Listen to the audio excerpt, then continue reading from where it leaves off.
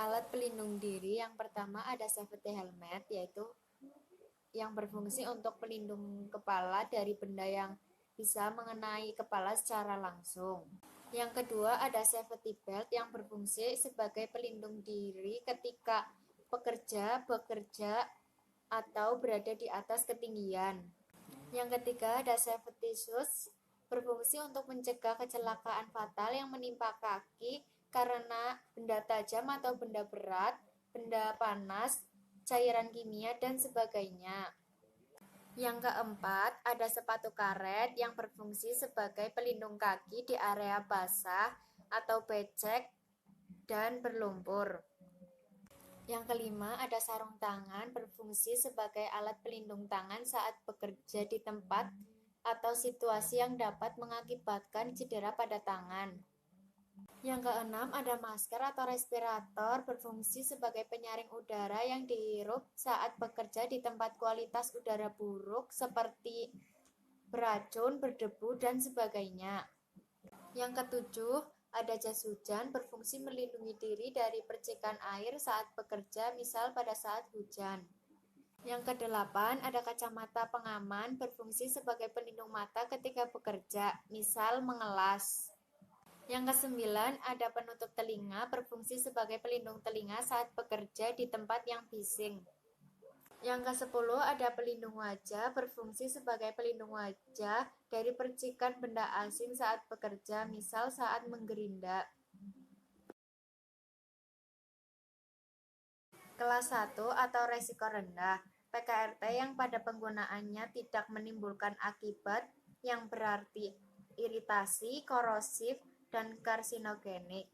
PKRT ini sebelum beredar perlu mengisi formulir pendaftaran tanpa disertai hasil uji laboratorium, contohnya kapas, tisu, dan sebagainya. Kelas 2 atau resiko sedang, PKRT yang pada penggunaannya dapat menimbulkan iritasi, korosif, tetapi tidak menimbulkan akibat serius seperti karsinogenik. PKRT ini sebelum beredar perlu mengisi formulir pendaftaran dan memenuhi persyaratan disertai hasil pengujian laboratorium.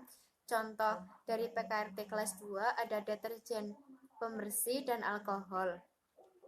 Kelas 3 atau resiko tinggi, PKRT yang mengandung pestisida di mana ada penggunaan yang mengakibatkan serius seperti karsinogenik. PKRT ini sebelum beredar perlu mengisi formulir pendaftaran dan memenuhi persyaratan melakukan pengujian pada laboratorium yang telah ditentukan.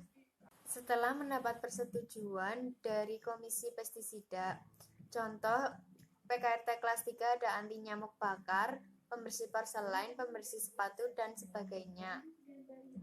2. Penggolongan obat, yaitu ada 1.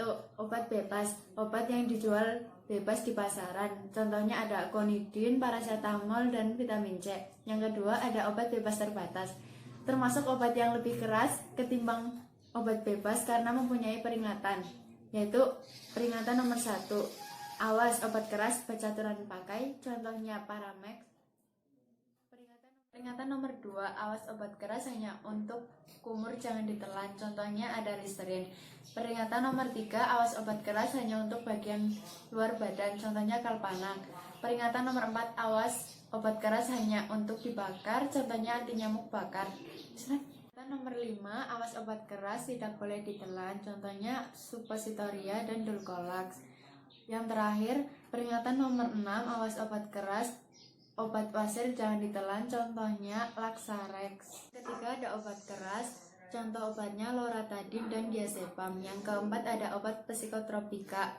Untuk golongan 1 ada LSD dan MDMA. Golongan 2 ada amfetamin dan metamfetamin. Golongan 3 pentobarbital, golongan 4 fenobarbital dan diazepam. Yang kelima, obat narkotika. Golongan 1 ada koka, ganja, dan heroin.